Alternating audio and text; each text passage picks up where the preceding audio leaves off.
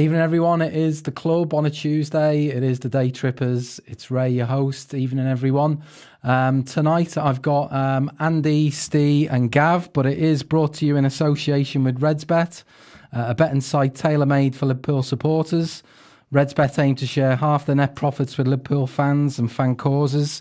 So no matter what, the fans end up a winner. Check out the odds on redsbet.com or download the RedsBet app. Share the glory and gamble responsibly. And I'm going big this weekend.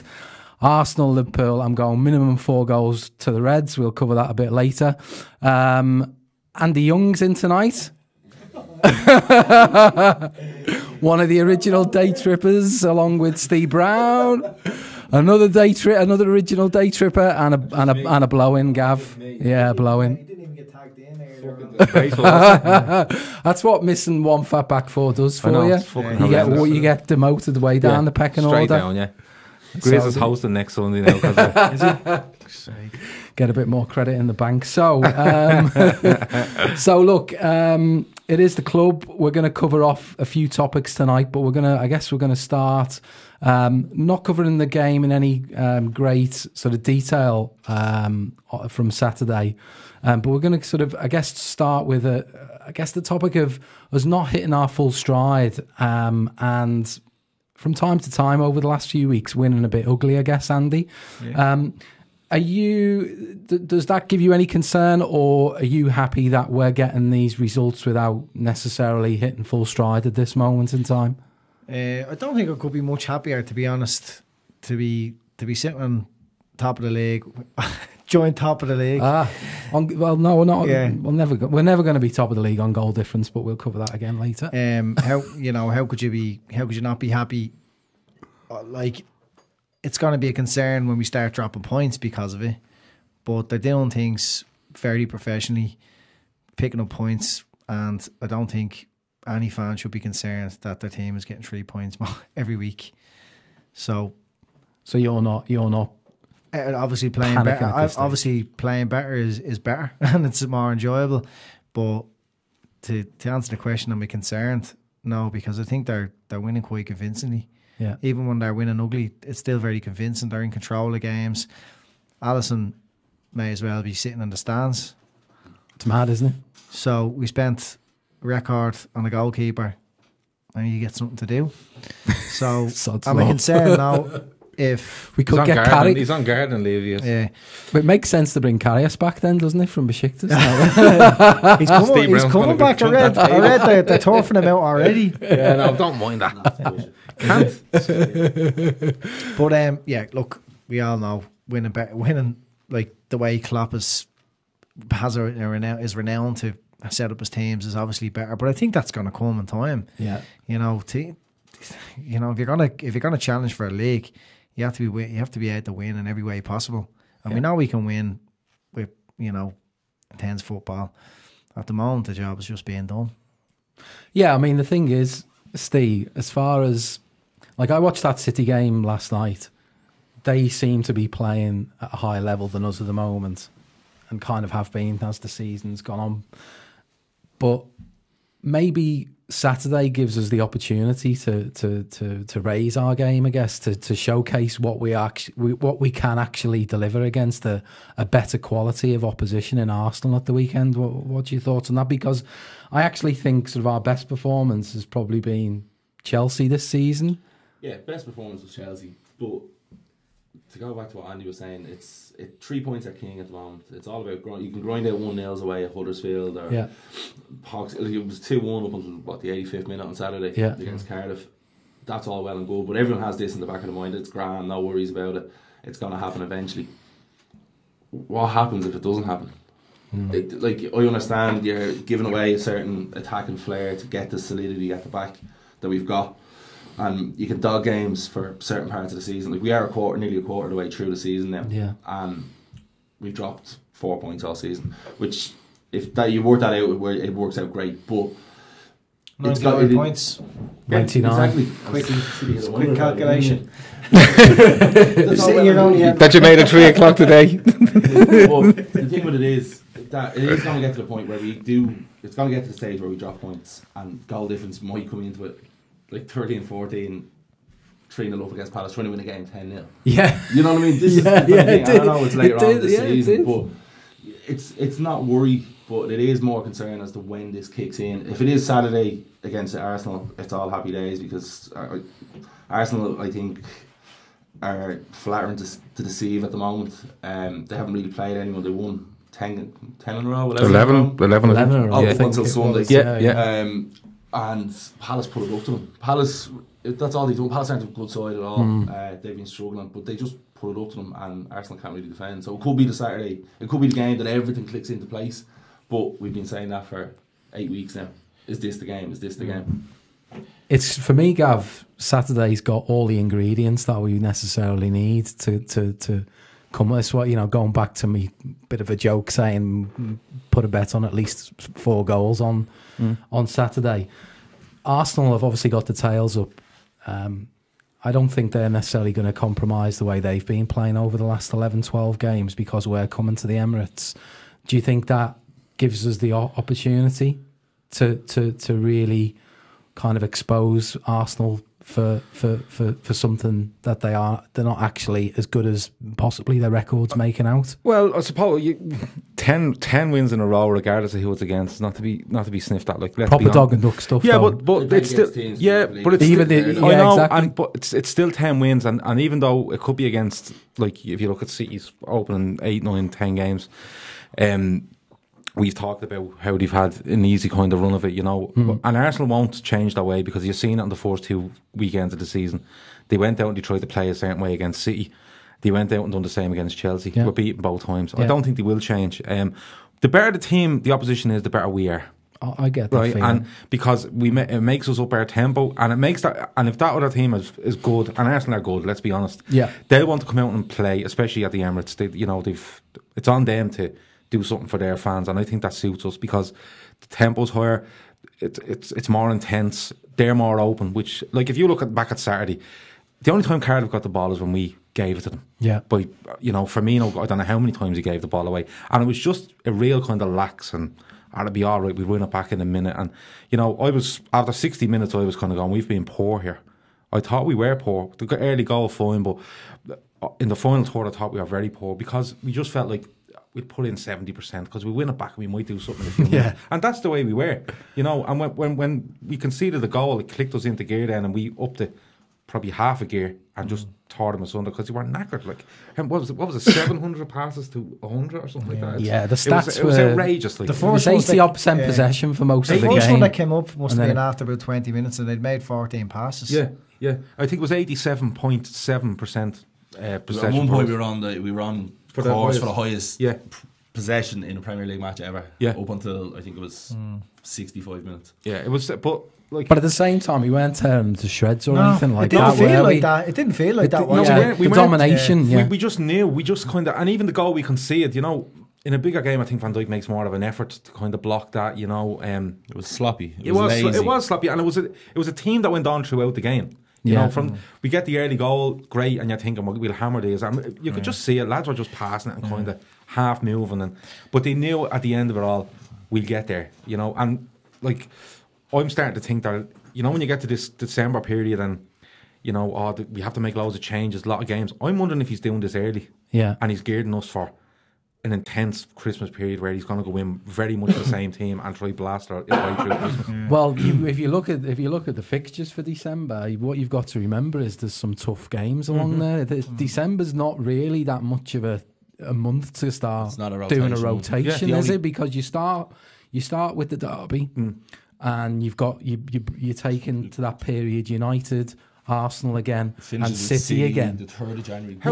It's worked out well for us, because I think it's 3 days between games. Yeah, we haven't got if you look, a 48-hour thing. Some stat that's right. thing, and it worked out that we've got the best recovery period, longest rest period. Yeah, but as you said, right, it's not. December isn't a rotation month. December is a month that you're going to be playing the higher teams in the league, that you are going to be wanting to take points from.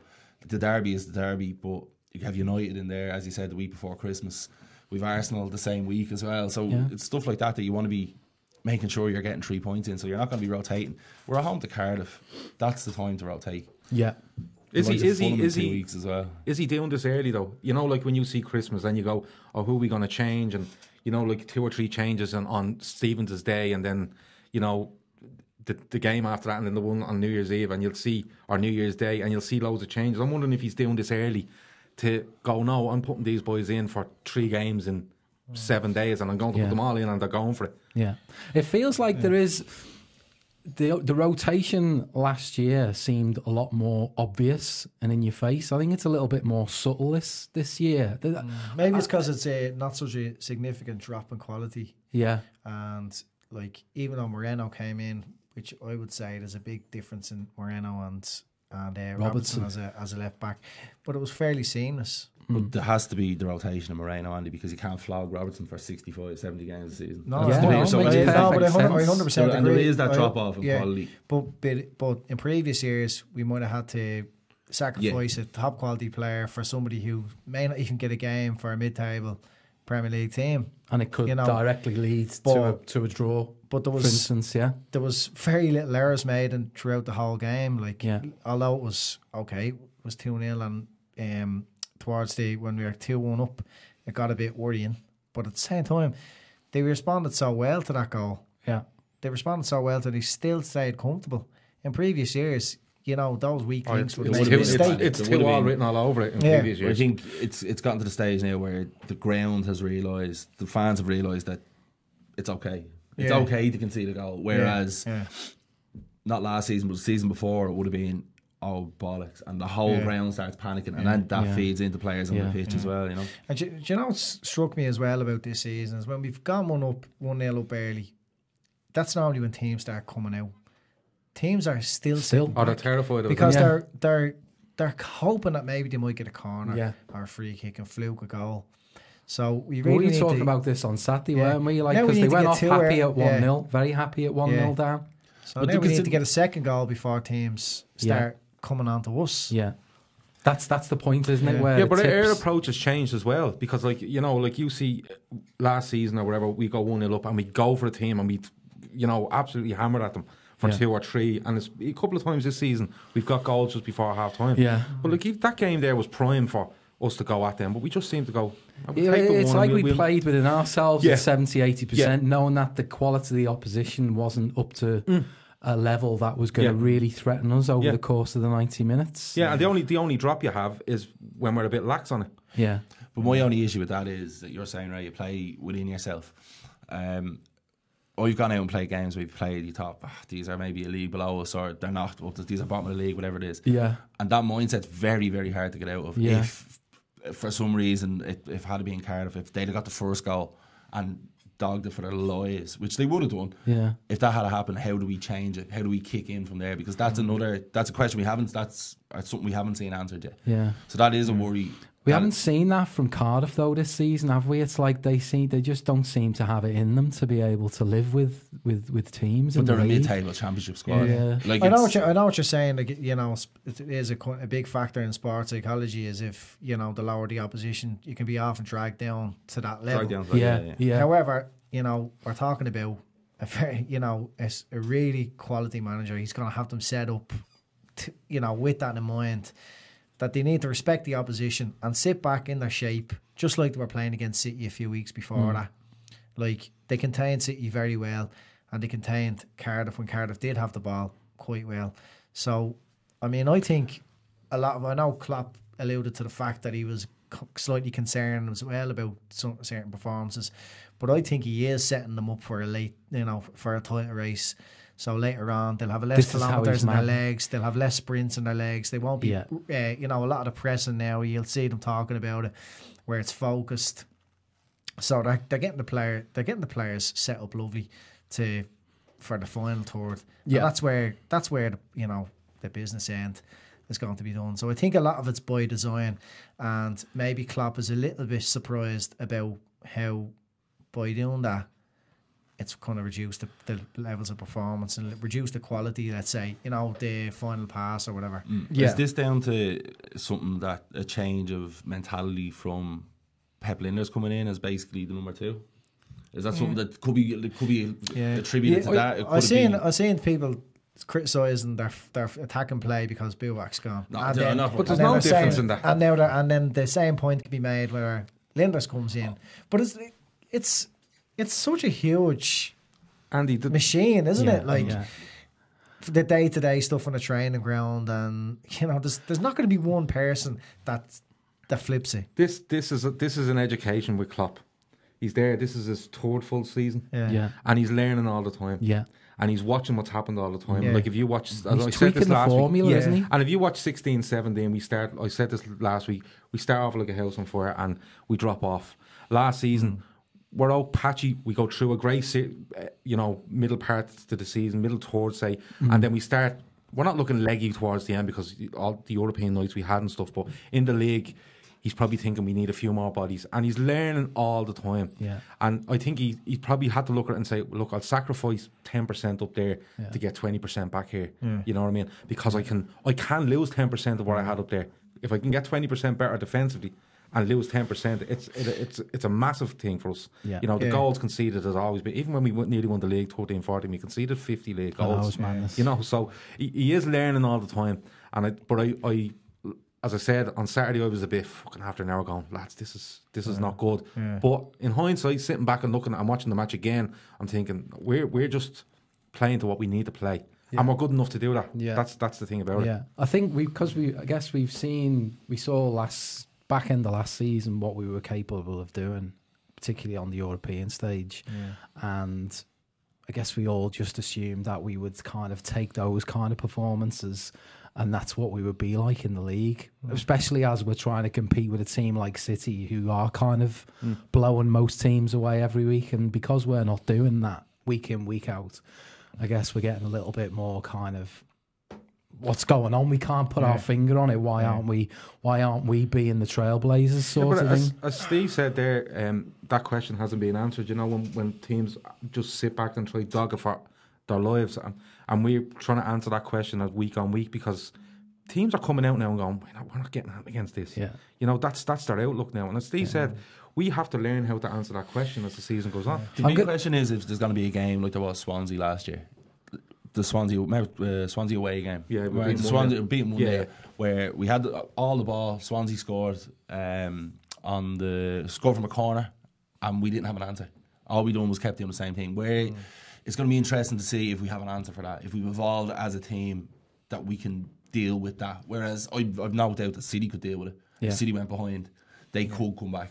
If who are they playing? Some fucking God knows who on Bournemouth or whatever. Southampton, I think. Southampton, actually, there's a tough one there. But if Southampton were to score first, I've no doubt in my mind that even if they try to dog it, City will find a way. It's going to be interesting to see if Liverpool can do that. If Liverpool can find a way of breaking teams down without being gung-ho, without being the team that we were. Can we do it as this team rather than the team that we were last year? Just before we kind of wrap up the Perry segment, in terms of just concentrating on the midfield and picking out two of the midfield who've kind of impressed us, I guess, over the last week, Wijnaldum and Fabinho. And then the flip side of that, Henderson and Milner, nowhere to be seen over the last couple of games, where I think we have improved since Huddersfield. What's your thoughts going forward?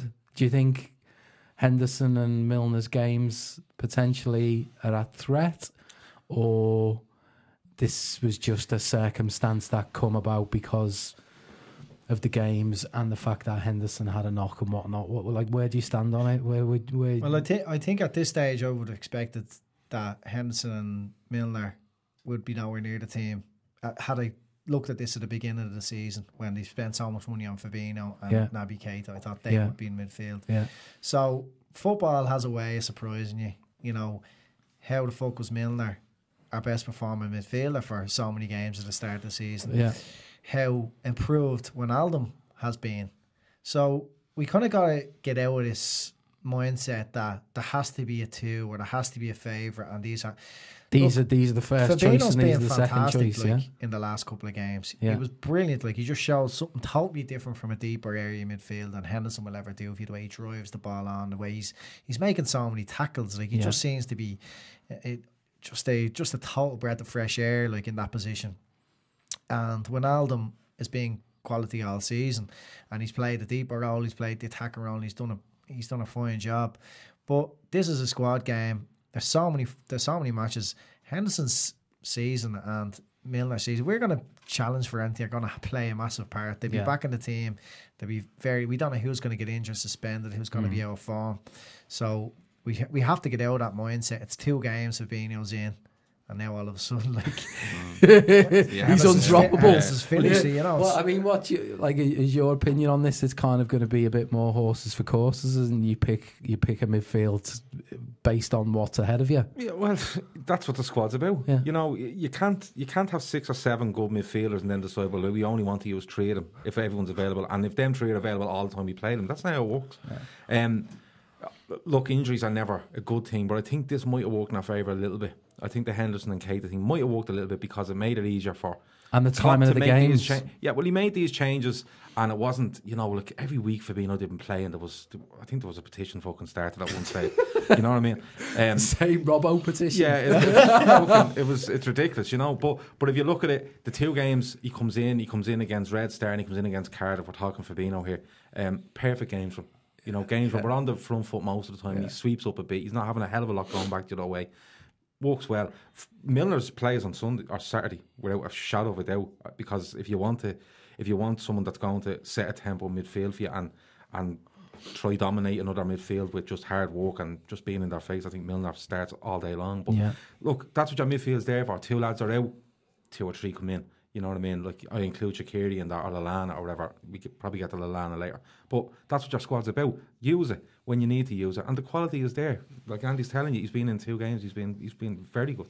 So who do you think Milner replaces then on Saturday? Do you think he replaces Lallana / Shaqiri? If Henderson doesn't start, if Henderson's not available, I think it's Milner, Wijnaldum.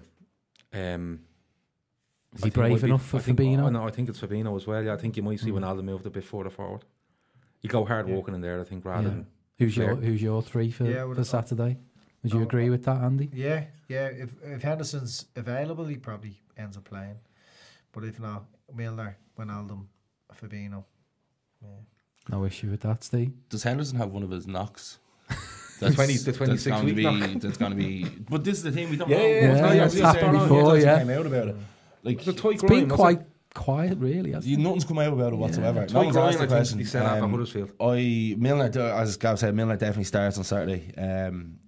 It's going to be a workman-like midfield, I think, because we're going to go there we're not going to go toe-to-toe with Arsenal in a way. We're going to try and shut the game, play it on our terms. So I do think it's going to be Fabinho, depending on... If Henderson's fit, Henderson plays.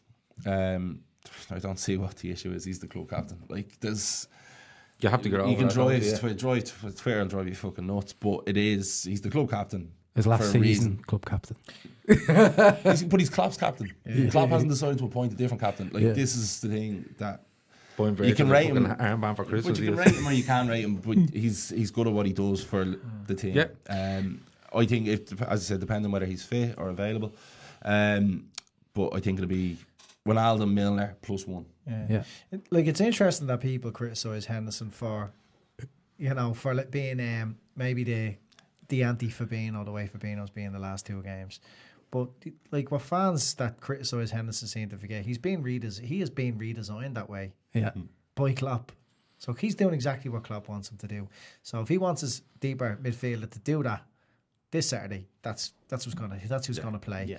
Because that's not how Fabinho expresses himself on the football pitch. No, and that's fair enough. Look, we could go on about this all day. Phil does not want us to go on about it all day. We're going to move on now. We're going to cut the periscope. That's the second person who said that this week, but I won't go there. I didn't hear that. You know what I mean? Look, we're going to cut the periscope feed now. We're going to carry on with the pod. Is this and are we going to carry on with video for YouTube? No, okay, no more video for this week. Phil is going to join us in a contributor role now as we move on to the pod. So look, tune in next week. We'll be back with the club. Gav, you'll be back hosting on Sunday, with the lads. Hopefully in the wake of a big win. Yeah, we're winning that. Yeah. Fight. And we will win. Right, that's enough.